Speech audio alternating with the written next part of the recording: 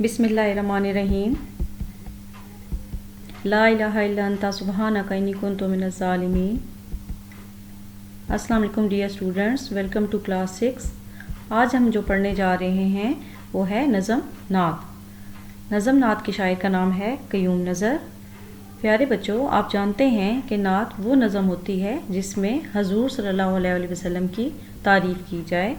اب ہم تھوڑا سا شاعر کے بارے میں تعارف پڑھ لیتے ہیں۔ آپ 1914 میں لاہور میں پیدا ہوئے اور آپ نے ایم اے اردو کیا اور لیکچرار مقرر ہوئے۔ اسی طرح شاعر قیوم نظر نے اردو میں نظمیں، غزلیں اور گیت بھی لکھے ہیں۔ اس سے پہلے کہ اس نظم کے بارے میں آپ کو اور بتاؤں، ہم اس نظم کی ریڈنگ کر لیتے ہیں۔ یتیموں کا بے واؤں کا آسرا ہیں، مصائب کے ماروں کے دل کی صدا ہیں۔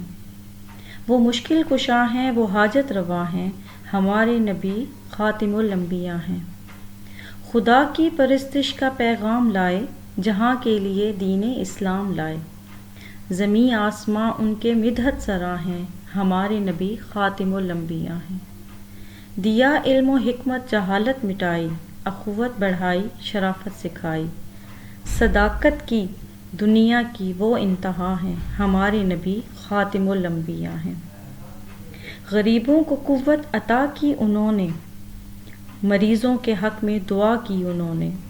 وہ رحمت ہیں انسانوں کے دکھ کی دوا ہیں، ہمارے نبی خاتم الانبیاء ہیں۔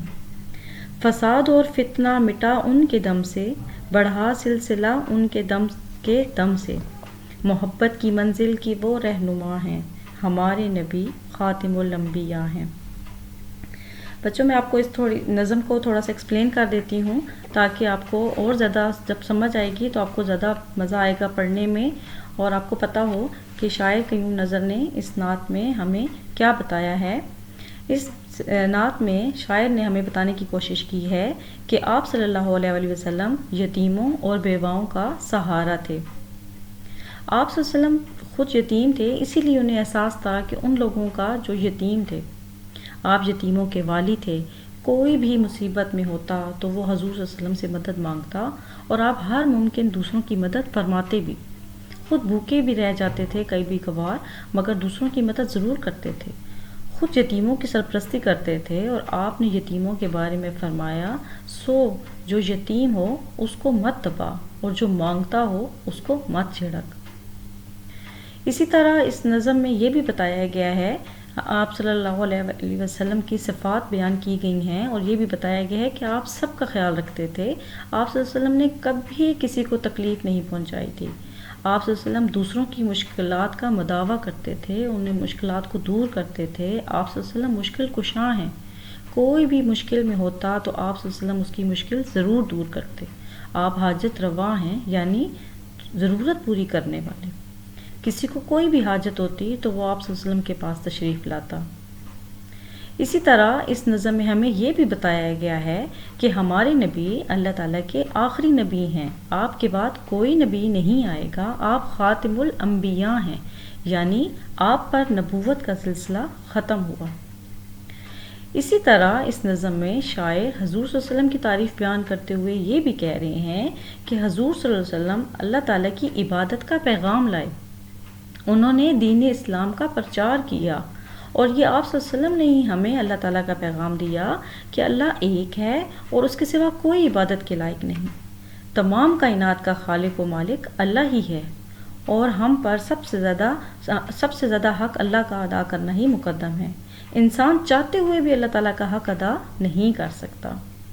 اسی طرح اس نظم میں ہمیں شاعر نے یہ بھی بتایا ہے کہ آپ صلی اللہ علیہ وسلم وجہ تخلیق کائنات ہیں، آپ صلی اللہ علیہ وسلم تمام جہانوں کے لیے رحمت بن کے آئے ہیں۔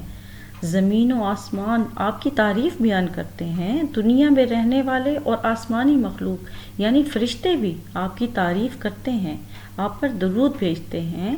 اب آپ آخری نبی ہیں، اور آپ کے بعد قیامت تک کوئی نبی نہیں آئے گا۔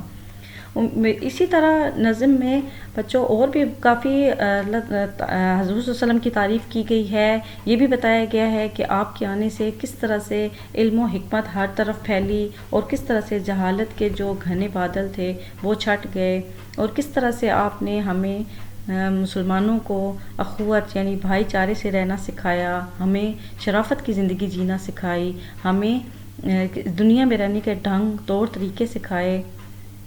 یہ بھی بتایا گیا ہے اس نظم میں کہ حضور صلی اللہ علیہ وسلم کتنے صادق اور امین تھے، ان کی صداقت کی جو ہے وہ دنیا میں کوئی مثال نہیں ملتی ہے، اور وہ ہمارے خاتم الانبیاء ہیں، یعنی ہمارے نبی ایسے نبی ہیں جن کے بعد کوئی نبی نہیں آئے گا، نبوت کا سلسلہ ختم ہو گیا ہے۔